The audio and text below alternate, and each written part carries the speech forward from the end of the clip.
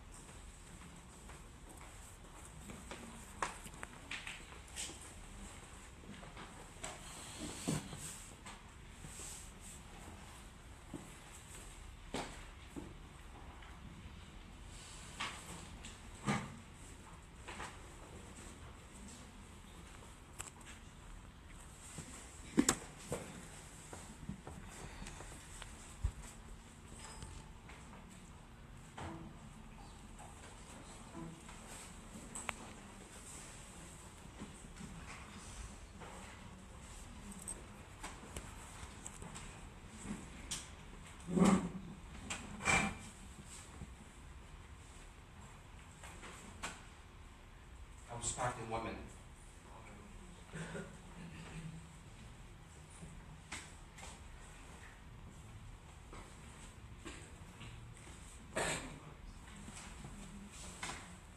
How much time do I have?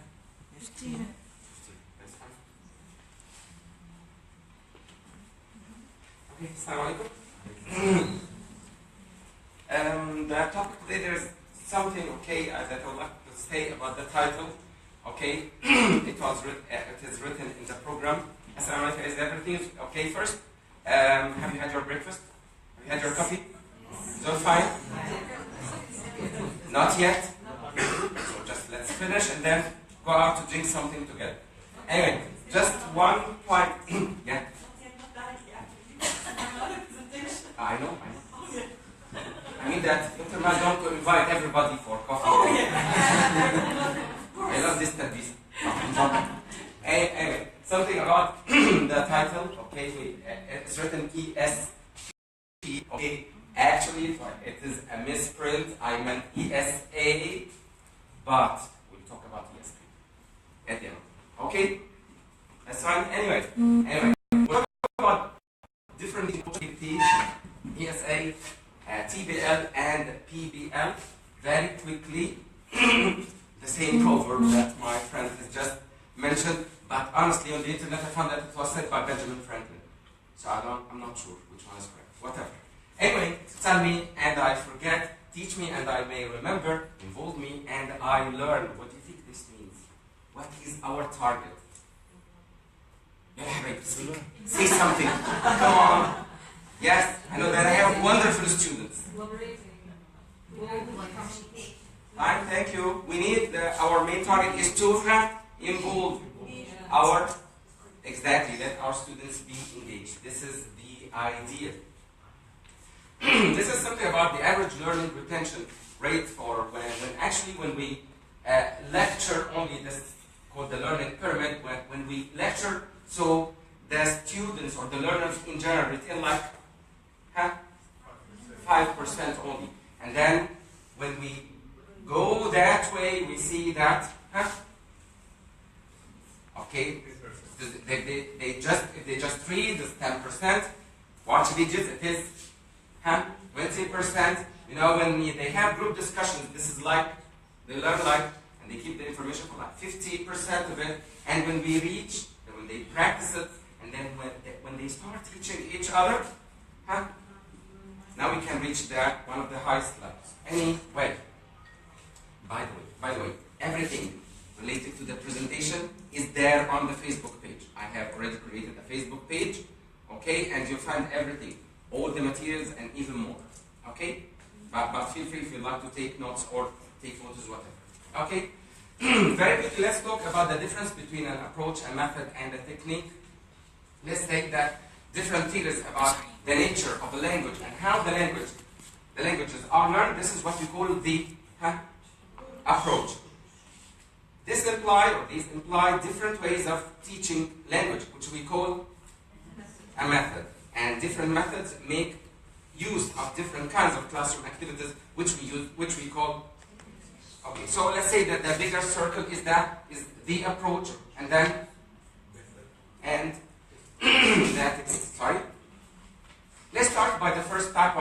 teaching, or let's say approach, or whatever, that we usually use in our schools and our universities, which is called PPP. And this stands for 3 stages, which are?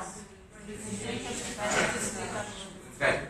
In the presentation stages, see the teacher just introduces a situation and presents the target language in context, of course. And then what happens after that? What do the students do? They start practicing. Students practice the target language. And then after that, we come to that production stage, which is where the students use the language. This is the first one. We have a similar type, actually, you can call it the same, which is called ESA. Okay? And ESA stands for engage and activate. You will find that actually it is similar to the PPP. If it's not the same, some people argue that it's the same actually.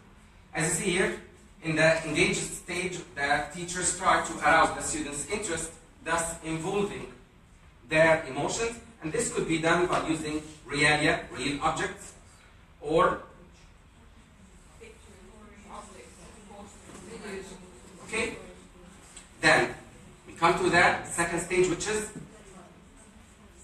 study activities are those where the students are asked to focus on language and how it is constructed. Okay, and then we move to the third one, which is to activate. Of course, I guess the word is clear.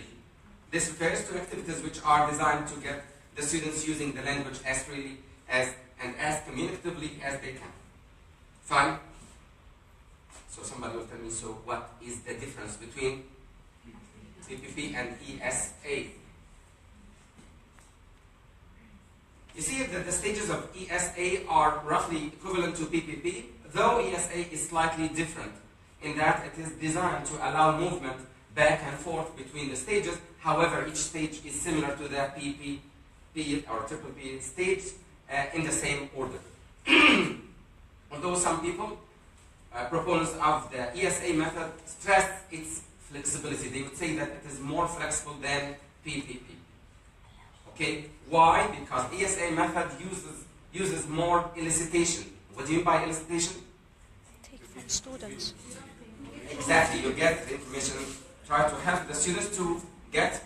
Oh, my teacher, please. I've been trying to just. Oh, I'm so sorry. You know, it's fun. The fun is the student standing here and the teacher is asking. Well, you've just picked one of my most favorite bits about teaching methodology, lesson planning models, and the comparison between the triple P and the ESA. Yes. Just to make a distinction, a quick distinction, and disambiguate them, the triple P is used for receptive skills, right? Listening and reading. Okay, I'm sorry, did I say so? The language components bit. It's used for language components, which is like teaching pronunciation, grammar, or vocabulary. So you present something here, some new vocabulary, some new grammar point, etc., etc. Practice controlled and production-free production. For the engage, study, activate, it's used for the macro skills of production, which is like speaking and writing.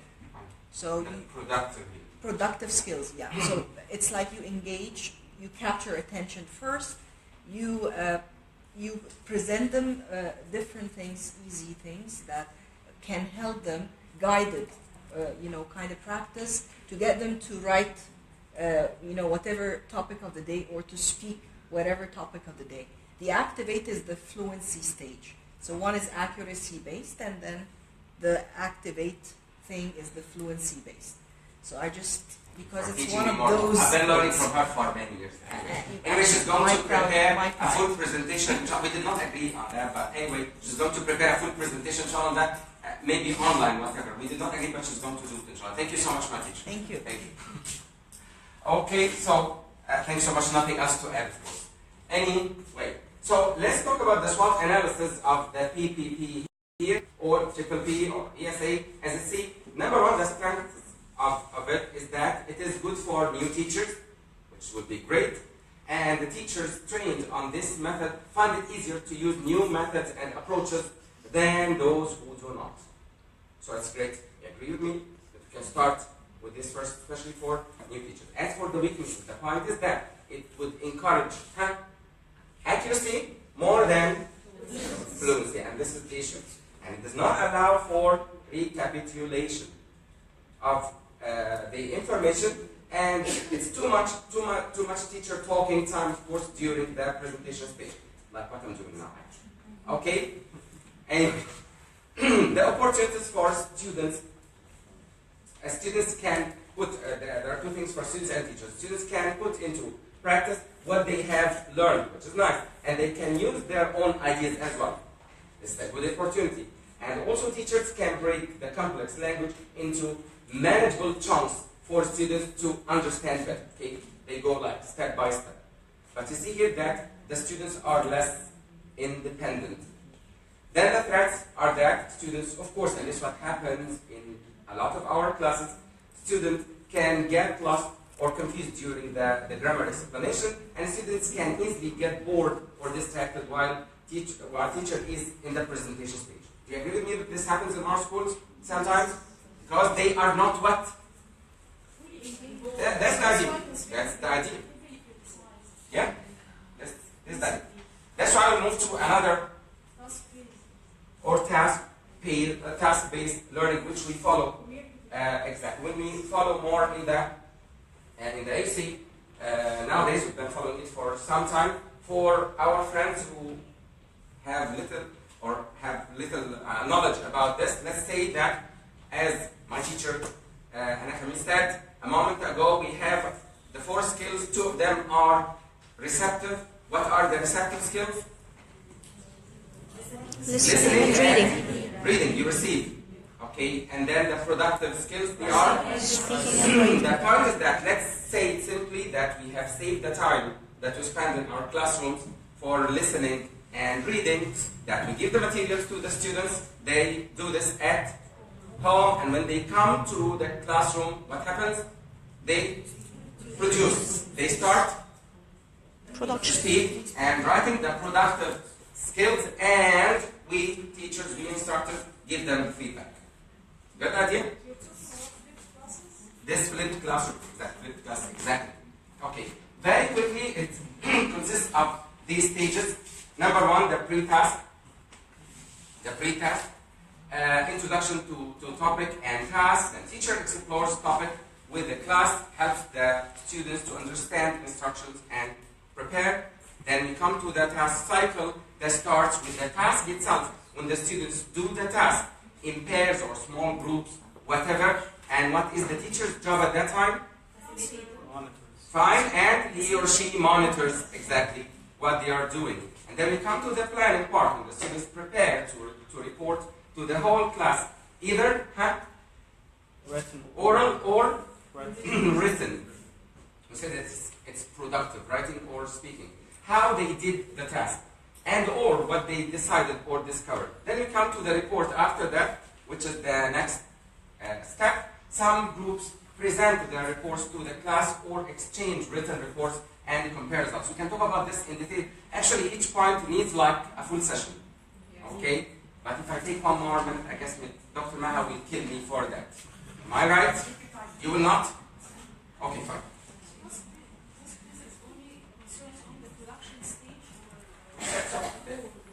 We'll talk about this point. Which one are we going to choose?